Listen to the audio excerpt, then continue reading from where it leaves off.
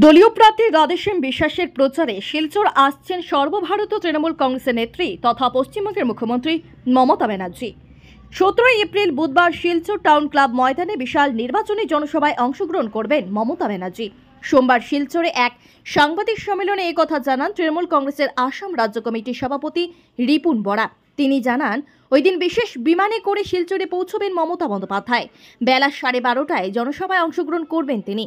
তৃণমূল কংগ্রেসের কাছাড় জেলা কমিটির সভাপতি রাজেশ দেব সহ অন্যান্যদের পাশে বসিয়ে এই নিয়ে বিস্তারিত তুলে ধরেন প্রদেশ সভাপতি রিপুন বরা। দেখে নেওয়া যাক তার বক্তব্য।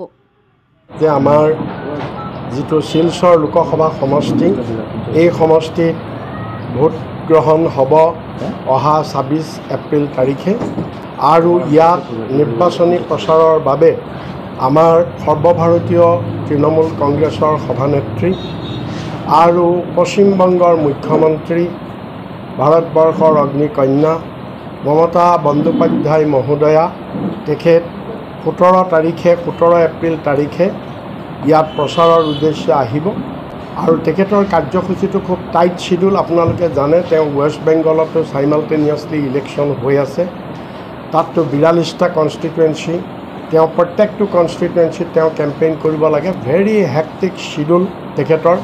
তাৰ মাজত আমি আসাম তৃণমূল কংগ্ৰেছ আর আমার কাছাড় জেলা তৃণমূল কংগ্রেস থেকে আমি মমতা বন্দ্যোপাধ্যায় মহোদয়াকে আমি ধন্যবাদ আর কৃতজ্ঞতা জ্ঞাপন করছি যে তারা এত হেক্টিক বিজি শিডিউল তৎসত্ত্বেও তারা আমাদের এই বরাক ভ্যালির শিলচর সমষ্টির জন্য প্রচার করার জন্য তারা আমাকে টাইম দিয়েছে।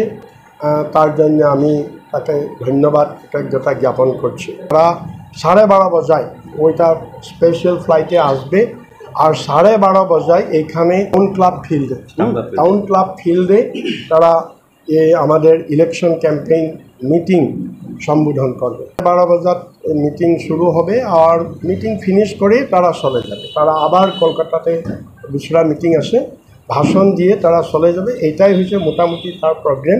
আমার গোটেই আমি বেলেগৰ পৰা কোনো মানুহ অনাৰ ব্যৱস্থা কৰা নাইকিয়া, এক্সক্লুসিভলি শিলচৰ লোকসভা সমষ্টি।